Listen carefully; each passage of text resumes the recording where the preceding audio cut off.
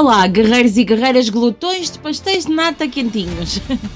Como já devem ter percebido, a vida aqui pelos meus lados não tem andado nada fácil.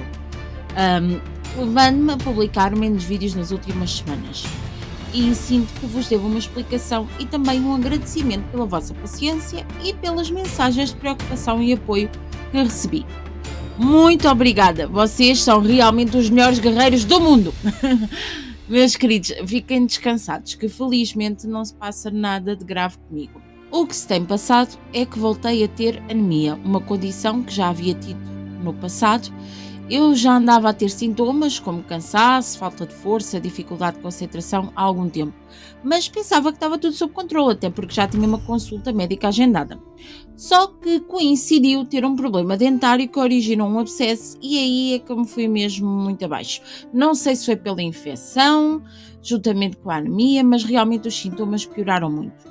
Mas não é necessária preocupação. Após várias análises, exames, antibióticos, extração dentária e após estar a fazer tratamento com ferro, já me começo a sentir melhor. E este meu desabafo, que pode ser confundido com um relato hipocondríaco, faz parte do meu pedido de desculpas pela inconsistência. Desculpem. E pretendo sossegar-vos, pois apercebi-me que alguns de vós já estavam a pensar que se passava algo assim realmente muito grave comigo, o que acaba por ser normal, não é? Mas depois deste parlapié todo, vamos descobrir quem foi Humberto Delgado e como este homem se tornou num autêntico furacão que fez estremecer Salazar. Delgado, ao ser o primeiro opositor político a chegar às urnas, alcançou o apelido de General Sem Medo e tornou-se uma ameaça real ao regime. Inscrevam-se no canal para não perderem novos vídeos, façam like, dislike, comentem, agarrem um pastel de nata e vamos a isto!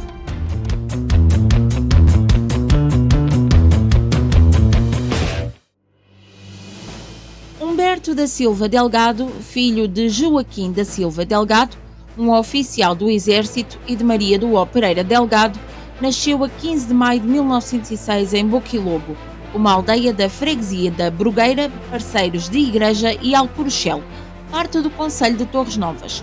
Ingressou na vida militar muito cedo, com cerca de 11 anos de idade, quando entrou para o Colégio Militar em 1917, que frequentou até 1922.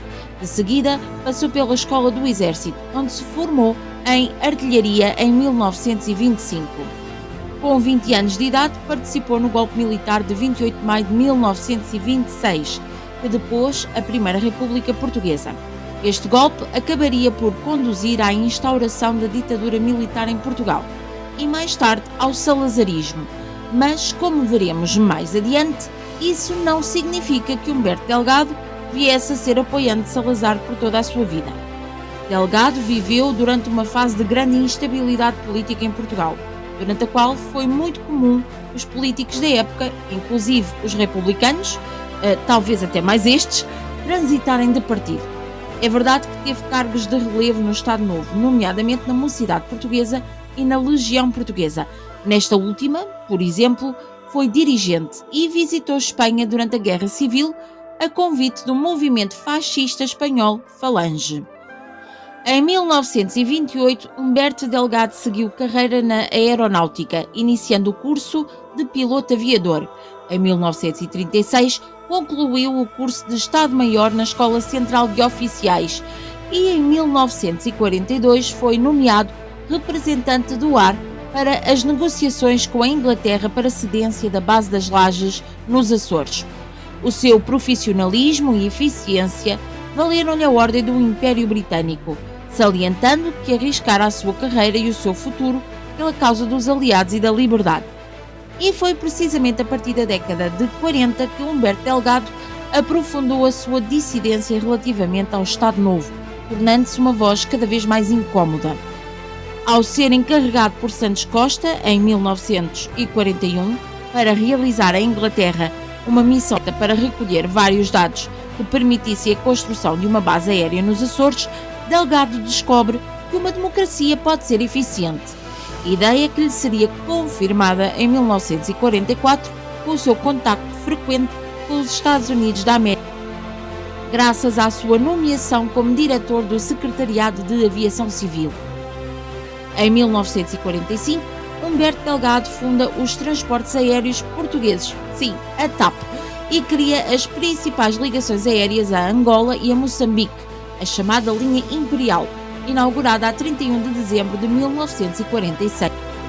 Um homem imparável e que somava sucessos profissionais, foi ainda representante de Portugal na Organização Internacional da Aviação Civil, em Montreal, no Canadá, entre 1947 e 1950, e em 1952 foi aprovado com a classificação máxima de alto comando para general. Tornou-se o mais novo general ao ser promovido aos 47 anos e foi nomeado adido militar na Embaixada de Portugal em Washington e membro do Comitê dos Representantes Militares da Organização do Tratado do Atlântico Norte, ou seja, da NATO. Nessa altura, passa a viver nos Estados Unidos, onde permaneceria por 5 anos, acabando por ser honrado pelo governo americano com o grau de oficial da Legião de Mérito em 1956. Ao regressar a Lisboa, em 1957, Humberto Delgado é já considerado politicamente perigoso, graças à mudança no seu modo de pensar, impulsionada pelas suas experiências na NATO e pelo facto de ter vivido nos Estados Unidos. Gradualmente, Delgado aproxima-se dos liberais e é convidado a candidatar-se à presidência. Aos olhos da população, Delgado surgiu como um homem que tinha o apoio dos Estados Unidos e de uma parte das Forças Armadas, ou seja, que tinha as condições necessárias para derrubar Salazar. Mais tarde, em 1958, Humberto Delgado passaria a ser conhecido como o General Sem Medo e passaria a ser inimigo declarado de Salazar, como vamos perceber a seguir. Naturalmente que, com este invejável currículo, Humberto Delgado chamou a atenção e acabou por ser convidado, em 1958, para liderar a oposição democrática. Delgado acabou por aceitar o convite e apresentou-se como candidato independente às eleições presidenciais. O slogan da sua campanha eleitoral foi uma frase que se tornou célebre, obviamente, de Me Too. E porquê?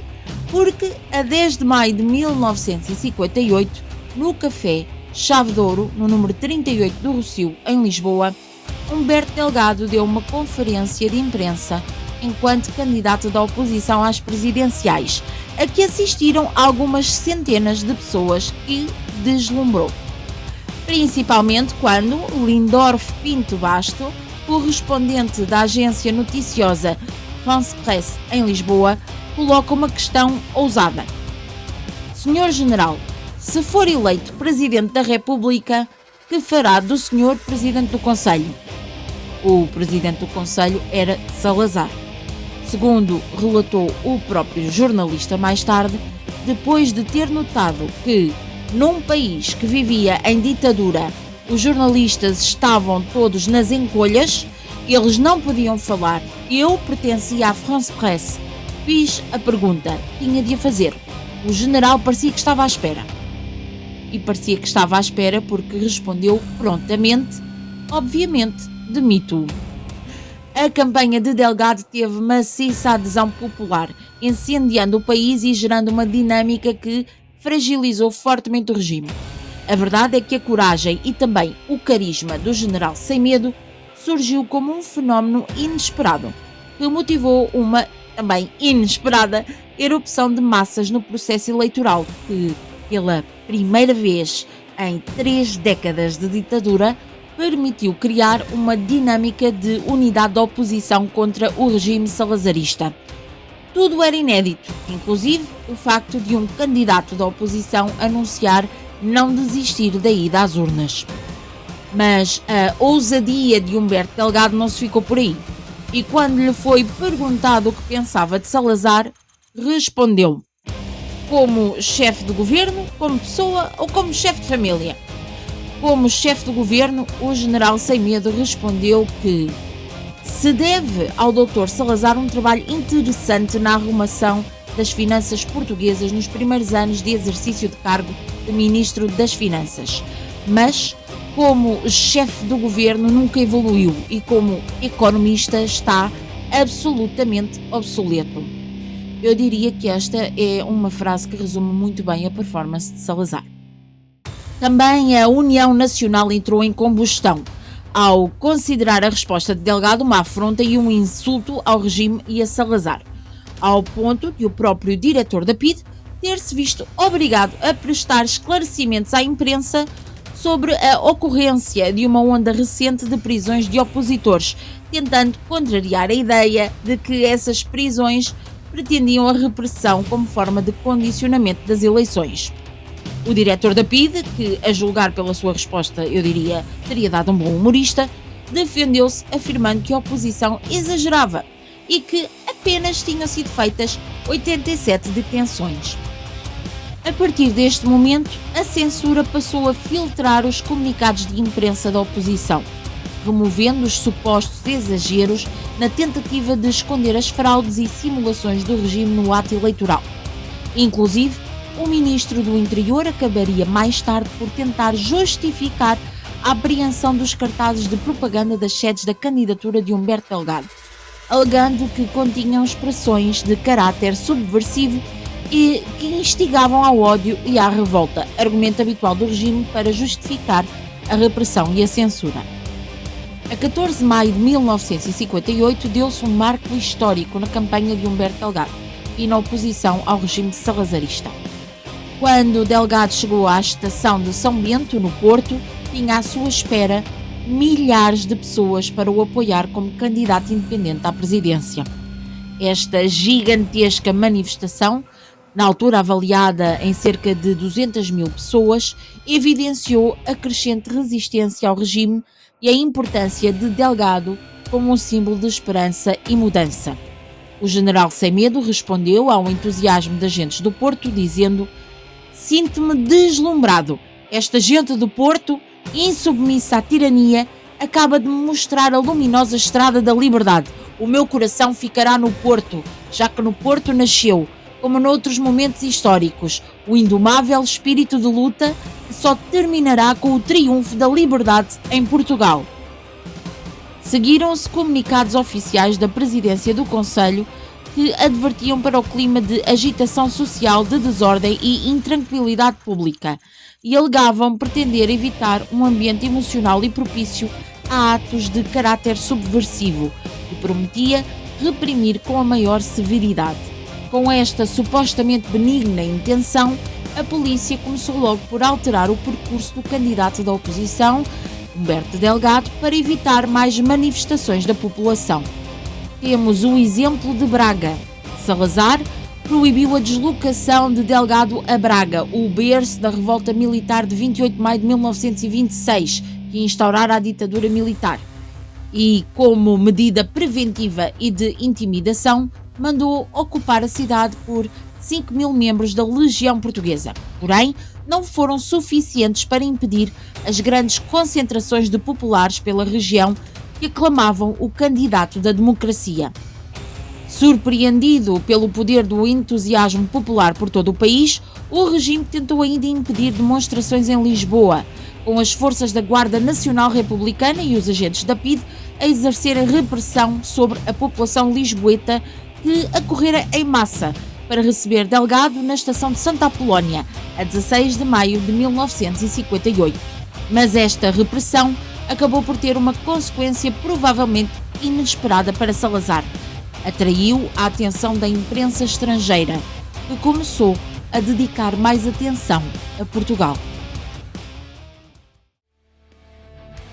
Inicialmente não se esperava qualquer novidade nas eleições presidenciais agendadas para 8 de junho de 1958. As fraturas que se sentiam no interior do regime, em especial no setor militar, eram ligeiras, pelo que não representavam qualquer perigo. Da oposição habitual esperava-se a candidatura do republicano conservador Cunha Leal e esperava-se também que acabasse por desistir à boca das urnas, como já era habitual nas eleições no país. E, efetivamente, acabou por desistir, alegadamente por motivos de saúde. A grande novidade foi mesmo esta candidatura independente de Humberto Delgado, subscrita por um grupo de oposicionistas do norte do país, entre eles o já habitual opositor democrata António Sérgio e Henrique Galvão, que inicialmente era apoiante de Salazar, mas desiludiu-se com o regime e passou para a oposição. Aliás, tornou-se um importante opositor que mais tarde, em 1961, ficou mundialmente famoso por ter organizado e comandado o assalto ao Paquete de Santa Maria, numa tentativa de provocar uma crise política contra o regime de Salazar. Pessoal, digam-me nos comentários se querem que faça um vídeo sobre este episódio, ok? Aqui sobre este assalto ao Paquete de Santa Maria. Para as eleições de 8 de junho surgiram outros candidatos, como Arlindo Vicente, proveniente da oposição democrática, ainda não convencida pela candidatura independente de Humberto Delgado, e o contra-almirante Américo Tomás, representando a União Nacional, a organização política de apoio ao Estado Novo. A candidatura de Humberto Delgado foi ganhando cada vez mais apoiantes, não só graças à figura de Delgado, mas também por o seu programa estar alinhado com a Constituição da República de 1911. Além do apoio popular, foi capaz de alcançar o apoio de figuras de destaque, como membros da direção do Partido Republicano Português e do Partido Democrático Social.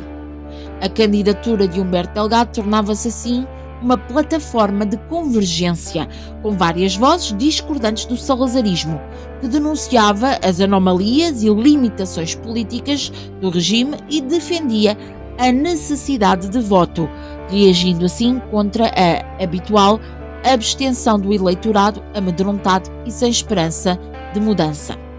Evidenciava também as contradições entre o que estava definido na Constituição e aquilo que era a prática do governo do regime. Denunciava a hegemonia do partido do regime e o habitual encarceramento dos opositores e discordantes políticos, propondo a amnistia dos presos políticos e a reintegração dos militares e civis afastados dos seus cargos por discordarem do governo. Cada vez mais, Humberto Delgado representava uma oposição sem medo e com poder crescente. Aliás, o facto de ter pertencido ao sistema e de ter sido um dos cadetes do golpe de 28 de maio tornava ainda mais evidente a inadaptação e insuficiência do regime. Entretanto, no final de maio, o candidato democrático Arlindo Vicente desiste da sua candidatura e faz um acordo de unidade oposicionista, passando a apoiar a candidatura de Delgado. O acordo ditava que, em caso de vitória, deveriam de imediato ser aplicadas as garantias individuais estabelecidas no 8º artigo da Constituição de 1933, como o direito à liberdade, à segurança, à propriedade e à igualdade perante a lei, entre outros. O acordo estabelecia ainda o exercício de uma lei eleitoral, a realização de eleições livres até um ano após a constituição deste novo governo, a libertação de presos políticos e sociais e a instauração imediata de medidas tendentes à democratização do país. Se o regime já fervia, agora entrava em ponto de ebulição. Afinal, pela primeira vez, uma candidatura da oposição ia até ao fim, sem desistir à boca das urnas. Salazar encerrava a sua campanha, afirmando em discurso radiodifundido que iria, nas suas próprias palavras, estabelecer e rapidamente o ambiente de calma essencial à vida coletiva, o que se fará em todas as circunstâncias e pelo emprego de todos os meios ao dispor da autoridade. O povo ansiava por submeter o seu voto. No Porto, por exemplo, meia hora antes das urnas abrirem, no dia 8 de junho de 1958, já longas filas de eleitores aguardavam para votarem. Porém, apesar do largo apoio popular, Humberto Delgado não conseguiu ganhar as eleições. E porquê? Perguntam-se vocês? Porque os resultados eleitorais foram manipulados em favor do regime salazarista. A legitimidade das eleições presidenciais de 8 de junho era duvidosa. Os votos apresentados não faziam muito sentido, tendo em conta o entusiasmo e as grandes manifestações eleitorais, com Humberto Delgado a conquistar apenas cerca de 23% dos votos, face aos cerca de 76% alcançados pelo candidato da União Nacionalista, Américo Tomás. No distrito do Porto, por exemplo, onde Humberto Delgado conseguiu muitos apoiantes, de um total de 147.382 inscritos, 105.358 votaram e 416 votos foram anulados. Dos votos válidos, 69.059 destinaram-se a Américo Tomás e apenas 35.811 se destinaram a Delgado. Até aqui poderia estar tudo bem, afinal o espectável nem sempre se traduz para a realidade, apesar daquelas manifestações com tanta gente, mas pronto. Contudo, todo o processo eleitoral era questionável, começando no recenseamento e acabando na fiscalização dos votos. Na altura, os presidentes de Câmara elaboraram relatórios que transparecem que o segredo das eleições consistia na elaboração de um bom recenseamento eleitoral que excluía, em número significativo, muitos daqueles que eram adversos ao regime. Paralelamente, ocorria ainda todo um conjunto de manipulações que faziam votar os eleitores ausentes, ou seja, a Tia Maria não foi votar, absteve-se, mas o seu voto apareceu lá, na urna do regime. É também de notar que a falta de legitimidade já havia afetado eleições anteriores, como fica explícito num relatório de 1957 do presidente da Câmara de Valongo, dirigido ao governador civil do Porto, que declaradamente reconhece a existência de práticas de chapeladas, afirmando que, como os resultados oficiais não correspondem à realidade, tem a Câmara de Valongo o dever de informar devidamente o excelentíssimo senhor governador civil, fornecendo-lhe os resultados reais, não só para uma apreciação justa de como decorreram as eleições, mas também com vista às medidas a tomar em futuros atos eleitorais. Acrescenta ainda que o facto das percentagens indicadas não serem as reais é de inteira responsabilidade dos presidentes das mesas, que, no louvável intuito de bem servirem, louvável diz ele, falsearam os resultados sem necessidade e expõem um quadro que compara o número real de votos por assembleias versus os números aumentados.